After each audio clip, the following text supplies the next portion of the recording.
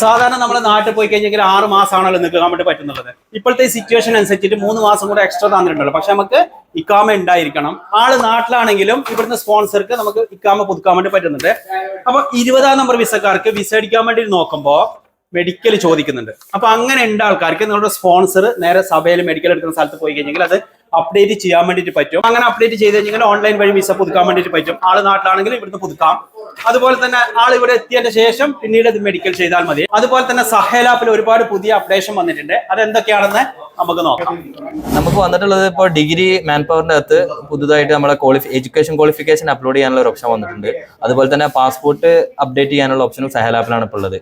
പിന്നെ അതുപോലെ തന്നെ നമുക്ക് കൂടുതലുള്ളത് അറബിക് നെയിം ചേഞ്ച് ചെയ്യാനുള്ള ഒരു ഓപ്ഷൻ വന്നിട്ടുണ്ട്. മുന്നേ നമുക്ക് പാസ്പോർട്ട് ഓഫീസിൽ പോയിട്ട് നെയിം ചേഞ്ച് ചെയ്തതിന് ശേഷം പാസിയിൽ പോകേണ്ട ആവശ്യമുണ്ടായിരുന്നു. ഇപ്പോൾ പാസിയിൽ പോകേണ്ട ആവശ്യമില്ല, നമുക്ക് സഹേൽ ആപ്പ് വഴി തന്നെ അറബിക് നെയിം ചേഞ്ച് ചെയ്യാം.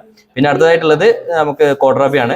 കോഡ്രാബ നമുക്ക് ഇപ്പോൾ ഓൺലൈൻ വഴിയാണ് സർട്ടിഫിക്കറ്റ് ഇവാലുവേഷൻ എന്ന് പറയും അതിന്.